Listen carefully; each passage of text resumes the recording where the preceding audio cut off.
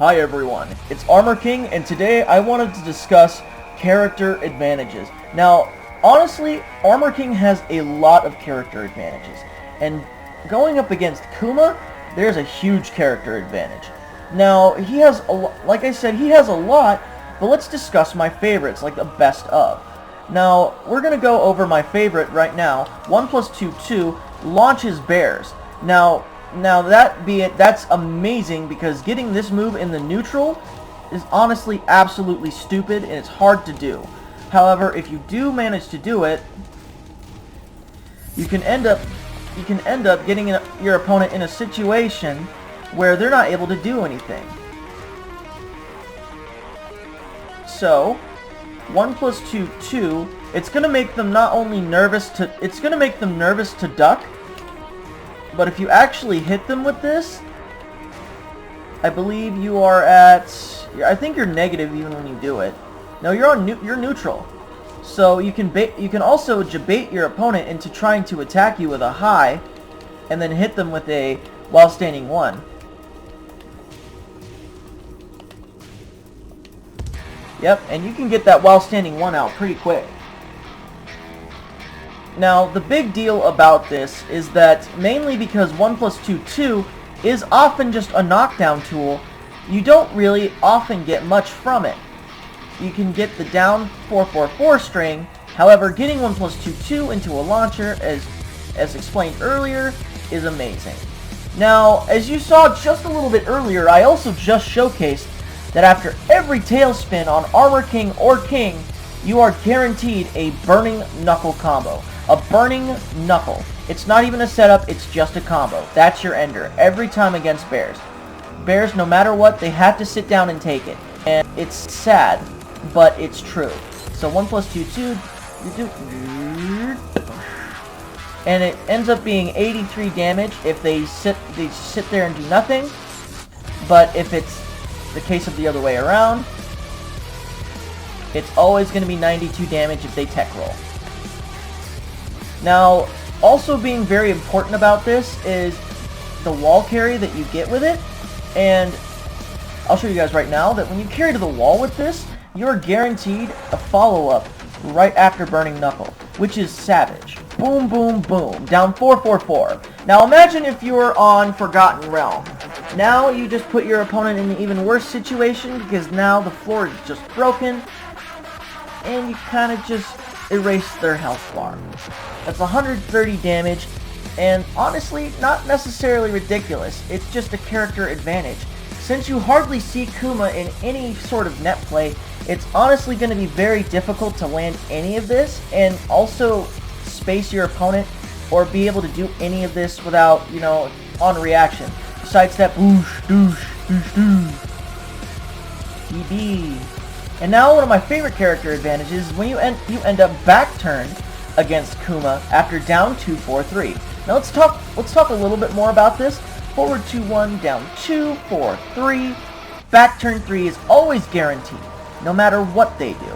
And what's even scarier is how much damage you get out of it. So 4-4-4, 4-4-4, down 2-4.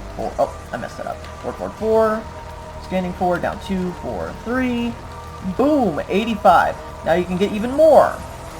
I can get even more. Boom. 91 damage. Amazing. And that pales a little bit in comparison to the combo I just did earlier. 1, 2, 2. Boom. Boom. 103. Wow. Now, of course that we had to back up a couple of times, but I'm pretty sure this is it right here. Down 2-4-3. 130 fucking damage. It's the same amount of damage that you get if you're doing the Burning Knuckle. And you get the down 4-4-4 guaranteed. Jeez. That's insane. We're going to talk about another advantage, and that's after forward 2-1, down 3+4 is guaranteed. As you can see right here, yep, they can't get up or anything like that. Now this is one of the buffs that I really wanted for Armor King in Season 3, but it necessarily doesn't matter now that I realize some things. Like this, that's 45 damage, and yeah, that's interesting. And forward 2-1 is our go-to with punish tool, but this also puts into perspective that you should use back 3 more so than you use forward 2-1. Forward 2-1 is mostly that tool that you're going to want to use as a big get off me, but also back 3 is very good to use for a get off me as well. And honestly, you get like about 4 more damage from it, so I mean, those who don't find that much of a difference with it, this is whatever. But one of my favorite things about this, I believe, is when they try to front roll.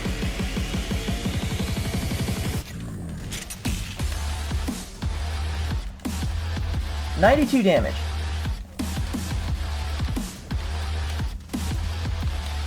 2, 4, 3. Back turn 3. 92 damage. There we go. That's better. And I just didn't feel comfortable with that situation. That's all I gotta say. Now, that's amazing, honestly. In my opinion, that's one of the better things that comes out of forward 2-1, but unfortunately, you only have to get it out of front roll, and no one's gonna front roll after they know for sure that you can get down 3+4 guaranteed. Not only that, they're more than likely going to try to do a mid get-up kick, and it will hit your 3+4. But if you do time it correctly, you should more or less go for down 3+4 anyway, mainly because they usually can't get up or anything like that.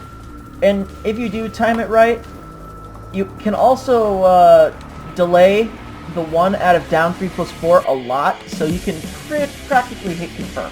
Now, we're going to talk about the wall situation between Armor King and Kuma. Now, why is this important is mainly because he gets a lot more higher damage from Kuma in this situation. See, 2-1 leads into 63 damage. And that's one of the more weaker wall enders for Armor King against bears. See, 63 damage consistently.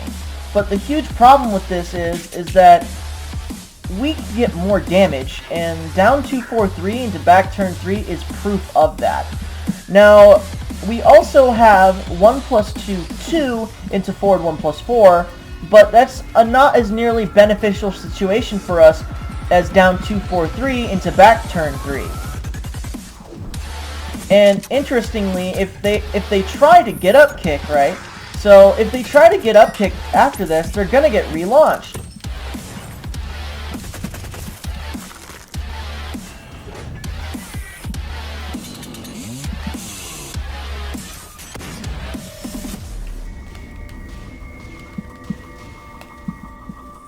There you go. 166 damage right off of that. That's a lot of damage, guys. And that's most likely death. So if you're Kuma or any character, well, so if you're Kuma against the wall on Armor King, y'all better just hope they don't do down 2-4-3, which probably after this video they most likely are. Now, another interesting tidbit is his highest damaging wall ender that breaks floors on Forgotten Realm. Now, this is the most difficult, the absolute most difficult freaking wall ender in the game, and I highly suggest that you do not do it. Here's the example right here.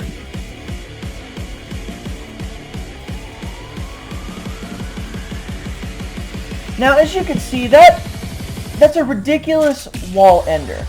Down forward 1, into standing 2, into instant shining wizard. It's practically impossible online. It is literally impossible online in my opinion. And getting it offline is one of the hardest things I have ever tried to do. And honestly, I don't think it's worth it, guys. But it does break floors. The only problem with this is that you do lose any kind of wall combo follow-up that you get after it, like any good wall combo follow-up.